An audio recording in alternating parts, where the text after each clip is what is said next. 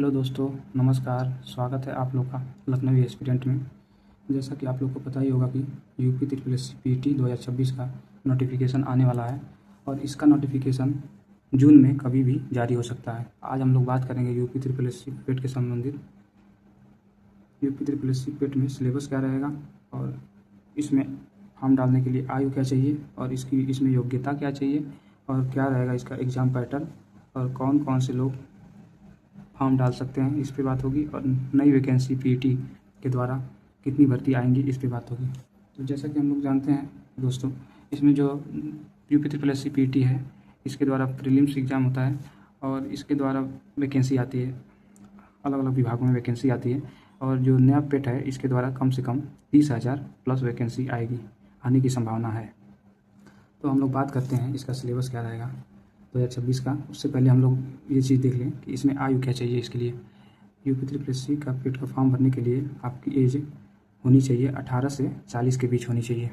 और अगर आप ओबीसी और एससी या एसटी कैटेगरी के हैं या फीमेल हैं, 18 से 45 रहेगा तो हो जाएगा। और इसमें योग्यता क्या चाहिए? योग्यता इसमें 10वीं पास चाहिए। प्रीलिम्स के लिए बस, पीटी के लिए बस 10वीं पास चाहिए। इसका एग्ज़ाम पैटर्न आगे हम लोग इस पर चर्चा करेंगे। कौन कौन से फॉर्म डाल सकते हैं, इस पर तो चर्चा होगी। 10वीं पास हैं तो आप फॉर्म डाल सकते हैं। और यूपी ट्रिपल एस सी क्या है? यूपी ट्रिपल एस सी एक संस्था है, जैसे उत्तर प्रदेश संघ लोक सेवा आयोग है, यूपीपीएससी है, उसी तरह से यूपी ट्रिपल एस सी अधीनस्थ चयन सेवा आयोग है उत्तर प्रदेश का, ये संस्था है। और अलग अलग विभागों में ग्रुप बी और ग्रुप डी की भर्तियाँ कराई जाती हैं इसी के द्वारा। जैसे हम लोग देख लें, ये लेखपाल की भर्ती होती है तो यूपी ट्रिपल एस सी कराती है। वीडियो की हो गई, वीपीओ की हो गई, जूनियर असिस्टेंट की हो गई, लोअर पीसीएस की हो गई, एजीटीए जो बीएससी वाले हैं, या फिर और फार्मासिस्ट की भर्ती आती है, आबकारी सिपाही की आती है, फॉरेस्ट गार्ड की आती है, एनएम हो गया, जीएनएम हो गया, इसी तरह से और भी बहुत सारे वैकेंसी आती है इसके द्वारा। और इसमें देखिए निगेटिव मार्किंग कितनी होती है।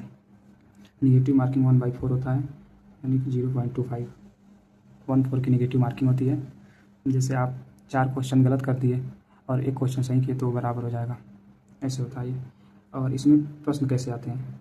इसमें जो प्रत्येक प्रश्न होते हैं, प्रत्येक प्रश्न में 5 विकल्प होते हैं। ऑप्शन ई, पहले ऐसा नहीं होता था लेकिन अब होने लगा है, ऑप्शन ई भी आ रहा है। उसके बाद से जो पेट आप लोग पेट देंगे, इसकी वैलिडिटी कब तक रहेगी? जब पेट देंगे आप तो 3 वर्ष तक इसके स्कोर कार्ड की वैलिडिटी रहेगी। 3 साल तक जितने भी फॉर्म आएंगे यूपी ट्रिपल एस सी के द्वारा, आप उसमें फॉर्म डाल सकते हैं अगर आपके नंबर ठीक ठाक हैं तो। और नहीं भी हैं तो डाल सकते हैं, और बाद में शॉर्ट लिस्टिंग आती है तो उससे लोग मेंस के लिए शॉर्ट लिस्टेड होते हैं। तो अब हम लोग बात करेंगे, मतलब ऊपर से ही देखेंगे सिलेबस को, सब्जेक्ट वाइज देखेंगे, टॉपिक वाइज बात होगी, आगे बात होगी वीडियो में। पहले हम लोग सब्जेक्ट वाइज एक सब्जेक्ट वाइज देखते हैं सिलेबस क्या है इसका। तो इसमें पीटी में सिलेबस है आपका और कितने नंबर का आएगा। भारतीय इतिहास है, जो हिस्ट्री है आपकी 5 नंबर की रहेगी। और आपका भारतीय राष्ट्रीय आंदोलन है, नेशनल मूवमेंट वगैरह है, तो ये इसमें मॉडर्न हिस्ट्री टाइप में, तो इसमें ये 5 नंबर का रहेगा। उसके बाद से भूगोल है, भूगोल आपका रहने वाला है 5 नंबर का आएगा। इसमें आपका विश्व भूगोल रहेगा और भारत का भी रहेगा, दोनों रहेगा। और इकोनॉमिक्स, भारतीय अर्थव्यवस्था रहेगी, 5-5 नंबर की। ये चारों टॉपिक हैं ये। उसके बाद से चारों नहीं, और आगे भी है, एक और है भारतीय संविधान, पॉलिटी आप लोग देखेंगे, लोक प्रशासन, इससे 5 नंबर आएगा। ये 5-5 नंबर का रहेगा। यहाँ पे इतिहास ये दोनों है, समझिए। एक वो मॉडर्न वाला है, ये समझिए, और ये मतलब मेडवल हो गया, और उसमें हो गया मेडावल और एंशिएंट वाला 5, दोनों मिला के ये 10 नंबर हो जाएगा तीनों। उसके बाद से साइंस आएगी। इसमें साइंस में क्या रहेगा? साइंस में फिजिक्स, केमिस्ट्री प्लस बायोलॉजी, तीनों मिला के 5 नंबर आएगा इसमें। और उसके बाद से मैथ, अर्थमेटिक मैथ जो होता है, ये 5 नंबर का रहने वाला है। और उसके बाद से सामान्य हिंदी 5 नंबर का रहेगा। और हिंदी का एक और पार्ट है, आगे हम लोग बात करेंगे अभी उसमें। हिंदी आपका ग्रामर वगैरह जितना भी है, ये 5 नंबर में आएगा। और आपकी रीजनिंग 5 नंबर का आएगा, रीजनिंग 5 नंबर का आएगा। उसके बाद से आपका जनरल इंग्लिश ग्रामर वगैरह जितना भी होता है, उसमें पैसेज वगैरह भी होता है, जो भी है, ये सब 5 नंबर में रहेगा। और उसके बाद से करंट अफेयर, अब यहाँ से चेंज हो रहा है। देखिए करंट अफेयर का रोल देखिए, 10 नंबर का है करंट अफेयर, 10 नंबर एक बड़ा नंबर है। देखिए ये 5 इतना सब्जेक्ट है ये, इसे 5-5 नंबर के हैं ये। यहाँ तो देखिए सबसे ज़्यादा तो साइंस का है। साइंस में आप फिजिक्स, केमिस्ट्री, बायोलॉजी तीनों पढ़ेंगे तो 5 नंबर का है। और यहाँ पे देखिए करंट अफेयर का, केवल करंट अफेयर का 10 है, केवल करंट का 10 है। उसके बाद से देखिए सामान्य जागरूकता, यानी कि स्टैटिक वाला पार्ट जो होता है, ये 10 नंबर का है। इसका भी बहुत बड़ा वेटेज है और इसका भी बड़ा वेटेज है। और 2 गद्यांश आएगा हिंदी में 2 गद्यांश आएगा, 2 या 3 आएगा जो भी करके, तो उसमें डिवाइड हो जाता है, 10 क्वेश्चन आते हैं इससे। अगर 2 आएगा तो 5, एक में 5 क्वेश्चन आएगा, गद्यांश आप उसमें पढ़ के उत्तर देना रहता है, उसमें से उत्तर छांटना रहता है या फिर उसी से रिलेटेड जो भी रहता है। और उसके बाद से DI, यहाँ तो भैया तो ये तो सबसे मतलब स्कोरिंग है ये, अगर आप अच्छे से पढ़ लिए तो 20 नंबर की DI रहने वाली है। DI में 4 DI आती है, 4 DI रहेगा जिसमें टेबल ग्राफ रहेगा, बार ग्राफ रहेगा, पाई चार्ट रहेगा, लाइन ग्राफ रहेगा। इसी तरह से 4 क्वेश्चन दे देगा, 4 क्वेश्चन दे देगा और मतलब 4 टॉपिक आएगा उसमें, मतलब 4, और उसी में से 5-5 क्वेश्चन करके। अगर बार ग्राफ आ गया तो उसमें 5 क्वेश्चन दे देगा, टेबल ग्राफ आ गया तो उसमें 5 क्वेश्चन दे देगा, इसी से करके 20 नंबर का रहेगा। टोटल आपके 100 नंबर, 100 मार्क्स। इसमें आप लोग जानते ही होंगे 1/4 निगेटिव मार्किंग है, ठीक, निगेटिव मार्किंग है। समय आप लोग के पास कितना है? समय अभी है क्योंकि जून लास्ट या जुलाई के फर्स्ट में इसका नोटिफिकेशन आप लोग को देखने को मिलेगा। अगर फॉर्म आ जाएगा उसके 90 दिन 120 मतलब चांसेज हैं 120 प्लस, इसी तरह से इतना, मतलब इतने दिन के भीतर हो सकता है पेपर हो जाए, क्योंकि जल्दी होना के चांस है। पेपर बहुत ज़्यादा टाइम नहीं देता है, 2-3 महीने का देगा, इससे ज़्यादा नहीं देगा। तो आप लोग अभी से तैयारी अपना स्टार्ट कर दें। और जैसा कि दोस्तों आप लोग जानते ही होंगे कि अब इस बार पेट होने जा रहा है।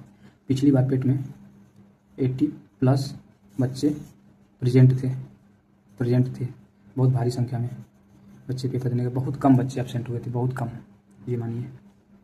और इस बार भी बच्चे ज़्यादा से ज़्यादा संख्या में जाएंगे, 90+ जाएंगे, 90-80 जो भी रहेगा, 80-90 जो भी रहेगा, इतने में जाएंगे लोग। तो सभी लोग इस एग्ज़ाम को टारगेट कर रहे हैं, क्योंकि सारा एग्ज़ाम हो चुका है। यूपी पुलिस का भी एग्ज़ाम हो चुका है, UPSI का भी हो चुका, या फिर लेखपाल का वैकेंसी जो आई थी वो भी हो चुका। अब यही पेट के द्वारा जो भी वैकेंसी आएगी, इसमें ज़्यादातर वैकेंसी आने की संभावना है, 30,000+ वैकेंसी आएगी 2027 से पहले। तो इसको आप लोग टारगेट करें, इस एग्ज़ाम को, क्योंकि मैं जानता हूँ ना कि इसी से वैकेंसी आएगी यूपी में, और यूपी में वैकेंसी इस टाइम बहुत ज़्यादा डिमांड है वैकेंसी का। तो आप लोग को कम से कम इस बार, मैं बता दे रहा हूँ, कम से कम आपको इस बार 75 से 80 के बीच में मतलब नंबर टारगेट करना है। मतलब कट पिट कितना आ जाए, और इतना आ सकता है, बहुत आसान है नंबर लाना, इतना कोई बहुत ज़्यादा कठिन नहीं है, क्योंकि इसका यही सिलेबस है। और इसमें सिलेबस में हम लोग आगे बात करेंगे कि